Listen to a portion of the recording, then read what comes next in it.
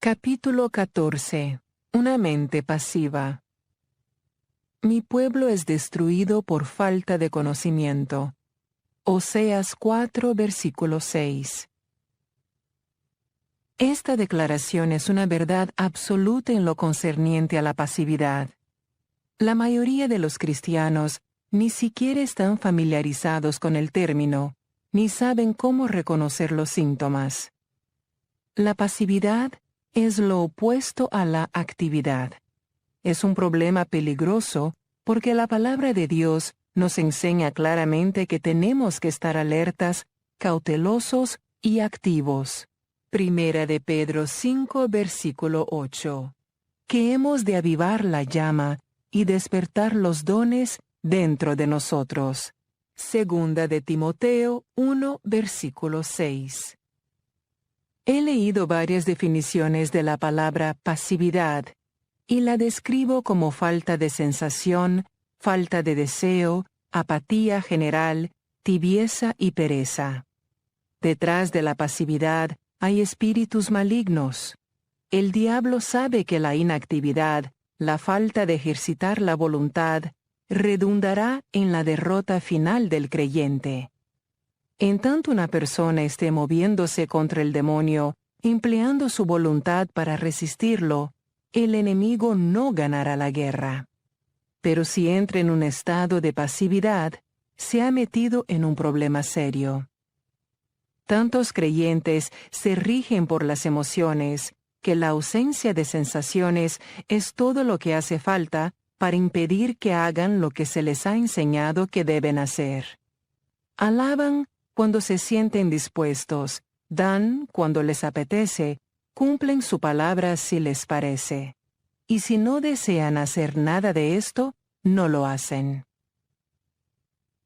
El espacio vacío es un lugar. Ni deis lugar al diablo. Efesios 4, versículo 27.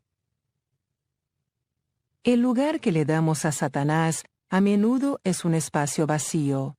Una mente vacía, pasiva, puede llenarse fácilmente con toda clase de pensamientos erróneos. El creyente que tiene una mente pasiva y no resiste a estos fuertes pensamientos, con frecuencia los recibe como si fueran los suyos propios. No se da cuenta de que un espíritu diabólico los ha inyectado en su mente, porque había un espacio vacío allí que llenar. Un modo de mantener las ideas equivocadas fuera de tu mente es mantenerla llena de pensamientos correctos. El diablo puede ser echado fuera, pero se va y deambula por los lugares secos durante una temporada. Cuando vuelve a su antiguo hogar y lo encuentra vacío, la Biblia dice en Lucas 11 versículos del 24 al 26, que regresa. Trae a otros consigo y la última condición de la persona es peor que la primera. No estoy diciendo que toda persona que tiene un pensamiento malo tiene un espíritu malo, pero detrás de los pensamientos malos a menudo hay un espíritu malo. Un individuo puede derribar imágenes mentales una y otra vez, pero regresarán siempre, hasta que aprenda a llenar el espacio vacío con las ideas correctas. Cuando el enemigo vuelva, no encontrará lugar en esa persona. Hay pecados activos o de comisión, y hay pecados pasivos o de omisión. En otras palabras, hay cosas malas que hacemos y hay cosas buenas que no hacemos. Por ejemplo, una relación puede destruirse por decir palabras irreflexivas, pero también puede destruirse por omitir palabras amables de agradecimiento que debieron haberse pronunciado, pero nunca se dijeron. Una persona pasiva piensa que no está haciendo nada malo porque no está haciendo nada. Confrontado con su error, dirá: «Yo no hice nada». Lo que dice es correcto, pero su conducta no. El problema surge precisamente porque no hizo nada. Para vencer la pasividad. Hace años mi esposo Dave tuvo algunos problemas de pasividad. Había ciertas cosas en que era activo. Iba a trabajar cada día, jugaba golf los sábados y miraba el fútbol los domingos. Más allá de eso, era muy difícil motivarlo para que hiciera otra cosa. Si necesitaba que me colgara un cuadro en la pared, podía demorarse 3 o 4 semanas en hacerlo. Esto causaba mucha fricción entre nosotros. Me parecía que él hacía lo que deseaba, pero nada más. Dave amaba al Señor, y cuando lo buscó con respecto a este problema, Dios lo guió a alguna información acerca de la pasividad y sus peligros. Descubrió que detrás de su inactividad había espíritus malignos. Había ciertos aspectos en los cuales no tenía problemas, porque había mantenido su voluntad en ellos. Pero en otros aspectos, a causa de su inactividad, básicamente le había entregado su voluntad al enemigo. Estaba oprimido en esas zonas y se había colocado en un lugar donde no tenía deseos, no quería, no tenía motivación en absoluto que lo ayudara a cumplimentar ciertas tareas. El estudio de la palabra de Dios y la oración eran otros 2 aspectos donde era pasivo. Puesto que yo sabía que él no estaba buscando a Dios para que lo guiara, era duro para mí atenderlo. Yo tenía un problema con la rebelión de todas formas, y se pueden imaginar cómo el diablo usaba nuestras debilidades contra cada cual. Mucha gente se divorcia precisamente por problemas así. En realidad, no entienden lo que anda mal. En realidad, yo era demasiado activa. Siempre estaba adelantándome a Dios, en la carne, haciendo lo mío, y esperando que el Señor lo bendijera. Dave no hacía mucho de nada, excepto esperar en Dios, lo que me irritaba enormemente. Ahora nos reímos cuando recordamos cómo acostumbrábamos a hacer los dos, pero no era nada divertido entonces. Y si Dios no hubiese llamado nuestra atención, pudiéramos habernos convertido en una de esas estadísticas de divorcio. Dave me decía que yo estaba siempre adelantándome a Dios, y yo le respondía que él estaba siempre 10 millas detrás de Dios. Yo era demasiado activa y Dave demasiado pasivo. Cuando un creyente es inactivo en cualquier aspecto en el que tenga capacidad o talento, este aspecto en particular comienza a atrofiarse o a inmovilizarse. Mientras más tiempo transcurra sin hacer nada, menos deseará hacer algo. Uno de los mejores ejemplos es el ejercicio físico. Actualmente, estoy en un buen programa de ejercicio, y mientras más me ejercito, más fácil me resulta. Cuando comencé era muy duro. Me dolía todo cada vez que seguía el programa, porque durante mucho tiempo había estado inactiva y pasiva en lo relativo al ejercicio. Cuanto más tiempo pasaba sin hacer nada, peor era mi condición física. Me estaba debilitando más y más por no usar mis músculos. Dave empezó a ver cuál era su problema. Estaba lidiando con espíritus malignos que lo oprimían por causa de su larga inactividad. Cuando el Espíritu Santo le reveló esta verdad, Dave determinó inmediatamente volver a ser activo y no perezoso, ni seguir postergándolo todo. Tomar la decisión fue la parte fácil, ponerlo por obra fue lo difícil. Era muy duro porque cada uno de los aspectos en que había sido pasivo, ahora tenía que ser ejercitado hasta que se fortaleciera de nuevo.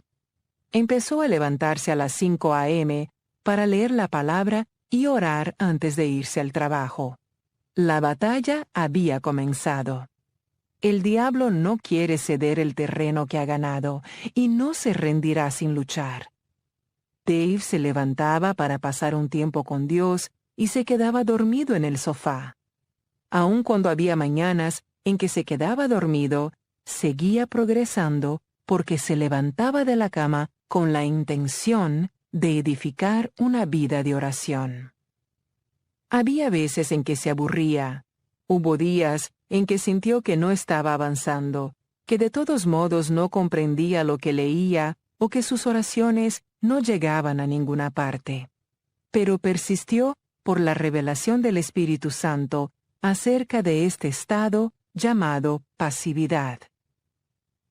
Empecé a observar que cuando necesitaba que Dave me colgara un cuadro o arreglara algo en la casa, él reaccionaba inmediatamente. Había empezado a pensar por sí mismo otra vez y a tomar sus propias decisiones. Muchas veces no sentía disposición o deseos de hacerlo en lo natural, pero pasaba por encima de sus sentimientos y deseos carnales. Cuanto más actuaba basado en lo que sabía que estaba bien, más libertad disfrutaba. Sinceramente tengo que decirles que no fue fácil para él. No quedó liberado en unos pocos días o incluso semanas. La pasividad es uno de los estados a los que es más difícil sobreponerse, porque como he mencionado, no hay sentimientos que apoyen. Dave persistió con la ayuda de Dios y ahora no es pasivo en lo absoluto.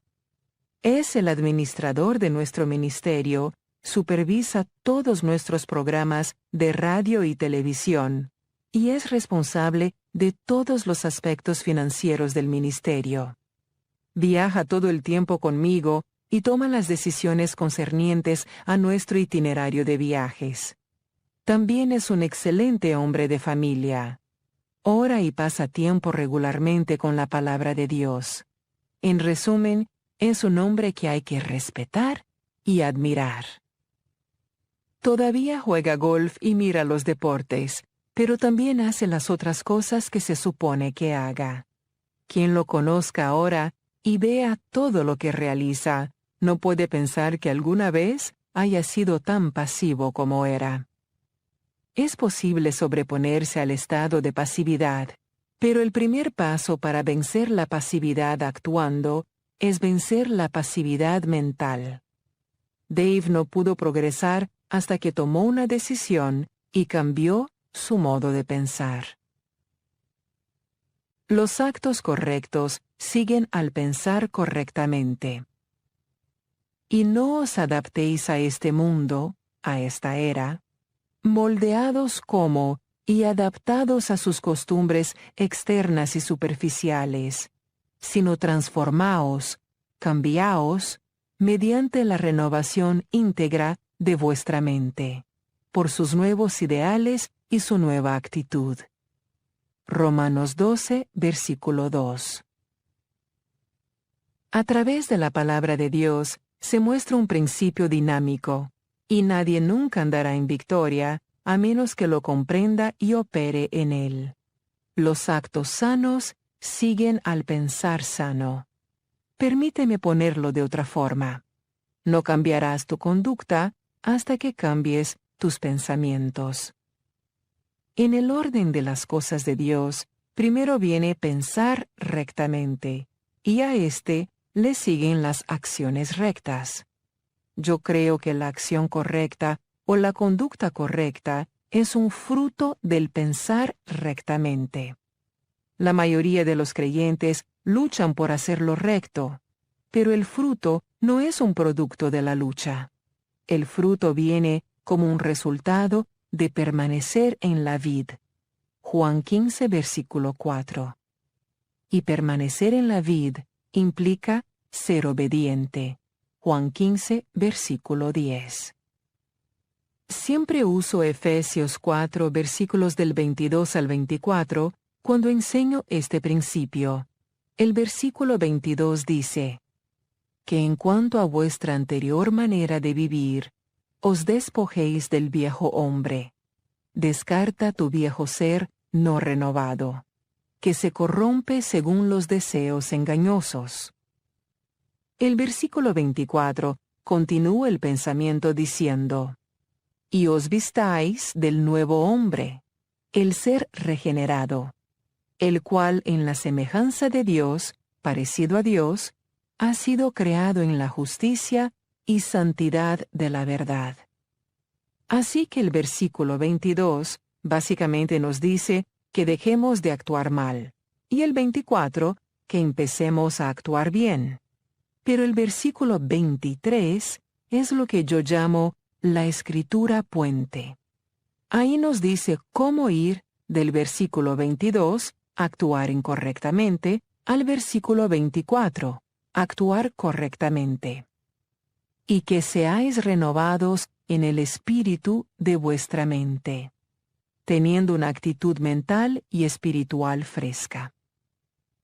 Es imposible ir desde la mala conducta a la buena conducta sin primero cambiar los pensamientos. Una persona pasiva puede desear hacer lo recto, pero nunca lo hará a menos que a propósito active su mente y la ponga de acuerdo con la palabra y la voluntad de Dios. Un ejemplo que viene a la mente implica a un hombre que una vez pidió oración en uno de mis seminarios. Tenía un problema de lujuria. Amaba de veras a su esposa, pero tenía que resolver su problema, o él con toda seguridad arruinaría su matrimonio. Joyce, tengo un problema de lujuria, me dijo. Tal parece que no puedo estarme lejos de otra mujer. ¿Podría orar por mi liberación? Han orado por mí muchas veces, pero no parece que progrese en absoluto. El Espíritu Santo me impulsó a decirle, sí, yo oraré, pero usted tiene que rendir cuentas de lo que permite que se proyecte en la pantalla de su mente. Si alguna vez quiere disfrutar de libertad, no puede visualizar fotos pornográficas en su mente o imaginarse usted con otras mujeres. Al igual que este hombre, otros han llegado a entender, al ser abochornados, por qué no logran alcanzar una liberación aunque deseen ser libres. Quieren cambiar su conducta, pero no su modo de pensar. Con frecuencia la mente es una zona donde la gente juguetea con el pecado. En Mateo 5, versículos del 27 al 28, Jesús dijo, «Habéis oído que se dijo, no cometerás adulterio. Pero yo os digo que todo el que mire a una mujer para codiciarla, ya cometió adulterio con ella en su corazón». El camino hacia el acto pecaminoso está pavimentado por sobre del pensamiento pecaminoso. Una mujer que asistió a mi primer estudio bíblico en la casa había entregado su vida al Señor y deseaba que su hogar y su matrimonio se enderezaran. Todo en su vida era un desastre. Su hogar, sus hijos, su matrimonio, su economía, su condición física, etc. Ella decía abiertamente que no amaba a su esposo. De hecho, en realidad lo despreciaba. Sabiendo que su actitud no era devota, ella estaba dispuesta a amarlo, pero tal parecía que no podía soportar estar cerca de él. Oramos nosotros, oró ella, oró todo el mundo. Compartimos escrituras con ella y le dimos enseñanzas grabadas para que las escuchara. Hicimos todo lo que sabíamos que se hacía, y aunque al parecer ella estaba siguiendo nuestro consejo, no progresaba. ¿Dónde estaba el fallo? Durante una sesión de consejería, se reveló que toda su vida ella había sido una aficionada a soñar despierta. Siempre estaba imaginando una existencia de cuento de hadas, en la cual ella era la princesa y el príncipe encantador llegaba a la casa del trabajo con flores y bombones que la hacía flotar con su devoción hacia ella.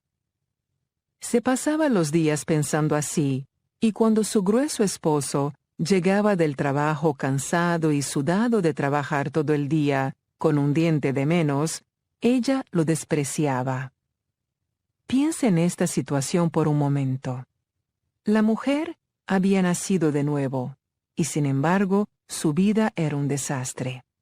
Deseaba obedecer a Dios y vivir por Él. Y también deseaba amar a su esposo porque sabía que era la voluntad de Dios. Estaba dispuesta a lograr la victoria en su vida y su matrimonio, pero su mente la estaba derrotando. No había modo de que pudiera sobreponerse a su hastío por su esposo hasta que empezara a operar desde una mente sana. Ella vivía mentalmente en un mundo que no existía ni existiría nunca. Por lo tanto, no estaba en absoluto preparada para lidiar con la realidad. Tenía una mente pasiva, y puesto que no estaba escogiendo sus propios pensamientos de acuerdo con la palabra de Dios, los espíritus malignos inyectaban pensamientos dentro de su mente. Mientras pensara que esas ideas eran suyas y las disfrutara, nunca alcanzaría la victoria. Ella cambió su modo de pensar y su vida empezó a cambiar. Cambió su actitud mental hacia su esposo y él empezó a cambiar su apariencia y su conducta hacia ella. Fija tu mente en lo que está arriba. Si habéis, pues, resucitado con Cristo a una nueva vida, compartiendo así su resurrección de los muertos, buscad las cosas, los ricos tesoros eternos, de arriba, donde está Cristo sentado a la diestra de Dios. Poned la mira en las cosas de arriba, las cosas más altas, no en las de la tierra. Colosenses 3, versículos del 1 al 2.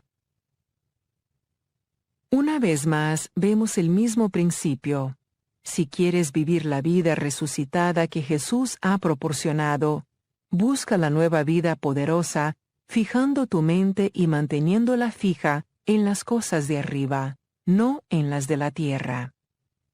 El apóstol Pablo está diciéndonos simplemente que si tú y yo deseamos la buena vida, tenemos que mantener nuestra mente en las cosas buenas. Muchos creyentes quieren la buena vida, pero están sentados pasivamente por ahí, deseando que algo bueno les suceda. A menudo están celosos de otros que están viviendo en victoria, y resentidos de que sus propias vidas sean tan duras. Si deseas vencer tus problemas, si verdaderamente quieres vivir la vida resurrecta, a Dios rogando y con el mazo dando, tienes que ser activo, no pasivo. La acción correcta empieza con el pensamiento correcto. No seas pasivo en tu mente. Empieza hoy a escoger tus pensamientos.